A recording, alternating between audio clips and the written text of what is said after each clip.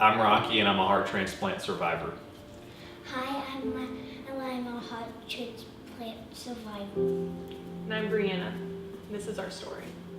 So initially it would have been in early January of 2000. I became sick. We felt like it was the flu, or I had the flu. That's what I was ill with. Still energy, was playing basketball at the time, was very active, but ultimately continued to have respiratory issues. Wasn't really sure what it was. Coughing up blood. That was kind of the main symptom that made me really nervous and scared enough to say, hey, to my mom and dad that something's not right. A week later, the doctors decided to do a chest x-ray, and that's when they saw that I had the enlarged heart. And then it was mid-May that, basically I wasn't able to keep anything down. Or prior to transplant, even just not being able to do anything. I was limited on how much, energy I could spend, what I could do, how much walking, how much, even what classes I could take at school, just trying to avoid stairs and things like that. But to somebody that was very active, and being told that, limited walking would be the best case scenario prior to transplant. But fortunately that transplant was that bridge for me to be able to get back and be active, and that happened really, really quickly. Rocky and I met our senior year in high school. I had read about him in the newspaper because he had had a heart transplant. Our Springfield newsletter was interested, and they did an article about a heart for Rocky because he was a quarterback at Ava High School.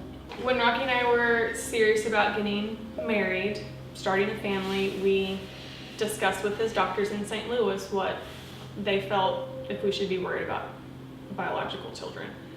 There was no family history on either side of his parents of a heart issue, so it was believed that his issue was caused by the flu.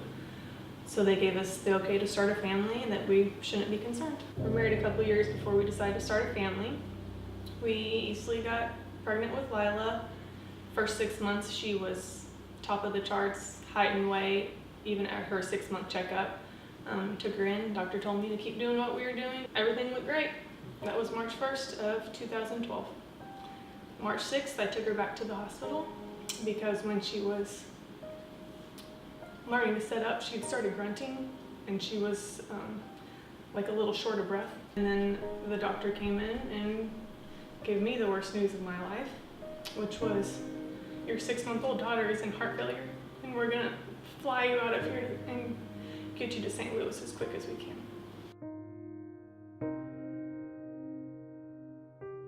We knew we were headed towards the direction of a heart transplant.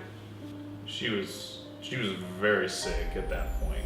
We didn't realize how much she was compensating. I mean, immediately after that, they came and told us that she would be listed as a 1A, which was the top of the list because she was so sick. And while we were waiting there, we had gotten the first call that there was a heart available, so they got her ready, and family came up to wait with us, and they took her back to surgery, and then they came back and told us that the heart wasn't strong enough for her. So then we had to wait longer. And they weren't sure if she would make it to the next,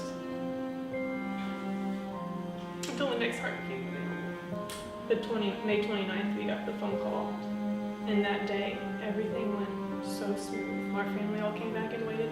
Family and friends came and waited with us, and Lyla received her heart transplant.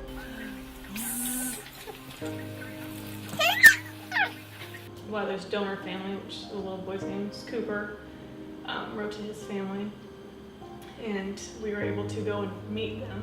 In 2015, we got to drive down there, and we went to their house and got to meet Cooper's parents and his older siblings, which was so amazing. They're such an amazing family, and I think it helped them getting to see Lyla and what their choice is at their most difficult time that they had ever gone through, but they chose to donate life, and here's Lyla because of that decision. She has a low immune system from her rejection medications, so her body doesn't reject her heart.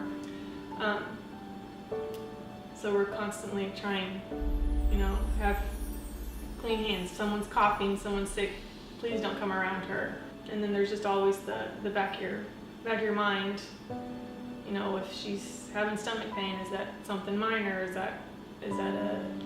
that heart failure? If we did genetic testing and they were unable to find a link between Rocky and Lyla and their heart condition. But at that time we chose that we would not have any more biological children. We would be growing our family through adoption. And so through Lila's story, through my story, it's opened up the ability for people to talk about, heart-related stuff, whether it's, children, relatives, things like that. Everyone has somebody that they know that's, had a stroke, had a bypass, had some sort of issue that they're connected. And so that's another big part that we really like about the American Heart Association.